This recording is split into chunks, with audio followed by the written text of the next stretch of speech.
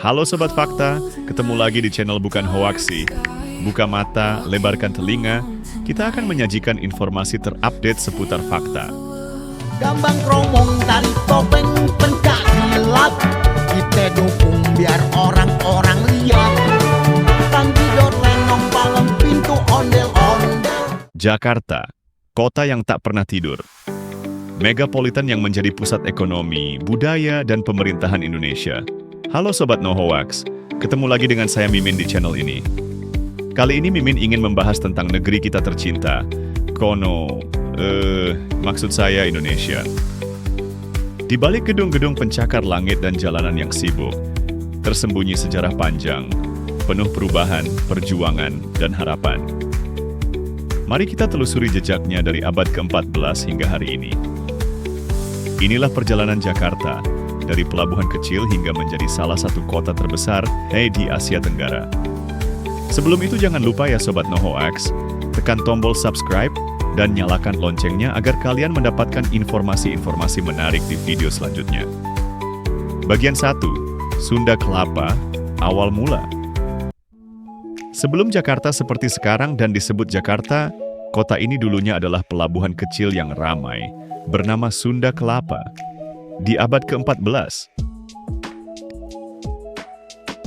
Di bawah kekuasaan Kerajaan Pajajaran, pelabuhan ini menjadi simpul perdagangan penting di pesisir utara Pulau Jawa. Berbagai kapal-kapal asing dari Arab, India, Tiongkok, hingga Eropa merapat dan berlabuh di kota ini. Mereka bertukar barang, budaya, dan cerita. Dari rempah-rempah tradisional hingga keramik dan porselen, Sunda Kelapa menjadi kunci awal mula lahirnya sebuah kota besar di Indonesia. Bagian 2, Jayakarta, kemenangan Fathahillah. Di tahun 1527, pasukan Portugis memasuki Sunda Kelapa dan mencoba menguasai pelabuhan ini. Tapi di saat itu, Pangeran Fathahillah dari Kesultanan Demak mengetahui hal ini dan tak tinggal diam. Ia memimpin pasukannya dan terjadilah serangan besar ke Sunda Kelapa. Akhirnya Pangeran Fathahillah dan pasukannya berhasil mengusir Portugis dan membumi hanguskan benteng mereka. Lalu setelah itu, nama pelabuhan ini pun diubah oleh Pangeran Fathahillah, tentu dengan persetujuan masyarakat di masa itu. Dari Sunda Kelapa menjadi Jayakarta, yang berarti kemenangan sempurna. Sebuah nama yang menandai era baru di kala itu, sebagai kota yang berdiri atas perlawanan dari penjajah dan kejayaan untuk rakyat.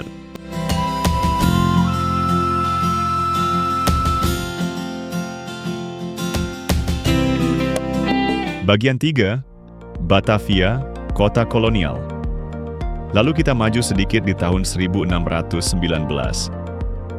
Pada masa itu, VOC Belanda datang dengan kekuatan penuh dengan dipimpin oleh Gubernur Jenderal Jan Pieterszoon Koen. Setelah sebelumnya terjadi persaingan dengan Kesultanan Banten dan Inggris, mereka menghancurkan Jayakarta dan membangun kota baru bernama Batavia di atas reruntuhannya. Ya, namanya Batavia, kota bergaya Eropa di tanah tropis. Kanal-kanal dibangun seperti di Amsterdam. Benteng, gereja, dan kantor dagang berdiri megah di masa itu. Batavia pun menjadi pusat pemerintahan dan perdagangan kolonial di Asia Tenggara. Tapi di balik semua kemegahan itu, penderitaan rakyat Indonesia tak terhitung. Kerja paksa, wabah, dan kesenjangan rasial mewarnai kota Batavia ini. Batavia memang berkembang pesat, tapi bukan untuk semua kalangan.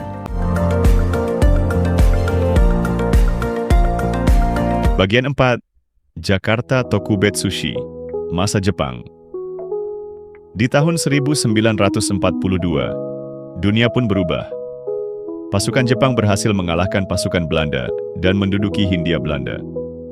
Saat itu Batavia pun diganti namanya, menjadi Jakarta Tokubetsushi, Kota Istimewa Jakarta. Penggunaan nama ini merupakan bagian dari upaya Jepang untuk mengubah identitas kota dan mencerminkan pemerintahan mereka. Di atas kertas, saat itu Jepang menjanjikan pembebasan negeri kita dari penjajahan Barat. Tapi apa yang terjadi?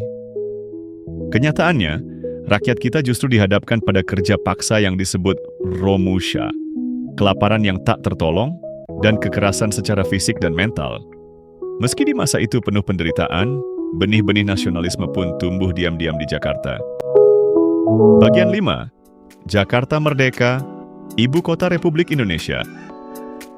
Akhirnya pada 17 Agustus 1945, di sebuah rumah Soekarno di Jalan Pegangsaan Timur, 56 Jakarta Pusat, Soekarno ditemani Muhammad Hatta memproklamasikan kemerdekaan Indonesia.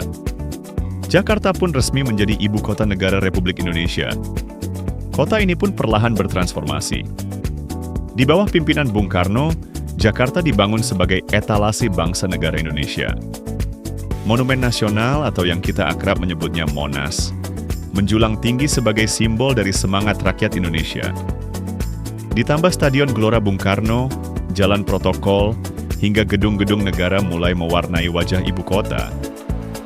Kota Jakarta saat itu bukan lagi Batavia, tapi kota dengan simbol perjuangan, harapan, dan masa depan Indonesia. Bagian 6. Modernisasi dan perubahan kota Jakarta. Memasuki era Orde Baru, kota Jakarta pun tumbuh pesat. Dimulai dari jalan tol yang dibangun, gedung tinggi pencakar langit bermunculan di setiap sudut. Lalu Jakarta pun menjadi pusat ekonomi Indonesia, kantor-kantor, pusat perbelanjaan, industri media, dan hiburan berkembang dengan cepat. Tapi pertumbuhan itu juga membawa tantangan dan menanggung beban yang tak bisa dihindari sampai hari ini. Kemacetan tiap jalan, banjir di setiap wilayah, dan urbanisasi yang tak terkendali. Dari tahun ke tahun, Jakarta terus membesar, menampung jutaan penduduk dengan berbagai latar belakang. Kota Jakarta bagaikan magnet. Kota dengan impian banyak orang, tapi juga kota yang sangat keras. Bagian 7. Jakarta masa kini dan masa depan. Kini, Jakarta adalah rumah besar bagi lebih dari 10,56 juta jiwa. Catatan ini berdasarkan hasil sensus tahun 2020. Jakarta pun menjadi kota yang tak pernah benar-benar diam. MRT dan LRT menghubungkan titik-titik kota dari berbagai wilayah. Ruang terbuka hijau tumbuh perlahan. Teknologi meresap ke kehidupan harian masyarakat. Tapi masalah klasik belum benar-benar pergi. Banjir, macet, dan polusi, dan banyak lagi masih menghantui kota Jakarta. Dan kini akhirnya ibu kota negara pun akan dipindah ke Nusantara. Tapi Jakarta yang kokoh ini tak akan pernah kehilangan peran pentingnya. Karena Jakarta bukan sekadar ibu kota, ia adalah wajah dari semangat Indonesia yang tak pernah berhenti tumbuh, meski terus digerus oleh zaman. Nah, itu dia beberapa segmen yang membahas tentang kota Jakarta yang pastinya semua berdasarkan data dan berbagai sumber yang terpercaya. Semuanya ada di deskripsi. Terima kasih untuk kalian yang sudah menonton sampai akhir. Mohon maaf bila ada salah-salah kata, Mimin juga manusia biasa. Sekali lagi buat yang baru nemu channel ini, tekan tombol subscribe dan nyalakan lonceng notifikasinya agar kalian mendapatkan informasi fakta dan sejarah lainnya. Sampai jumpa di video selanjutnya. Salam Fakta Mania No Hoax.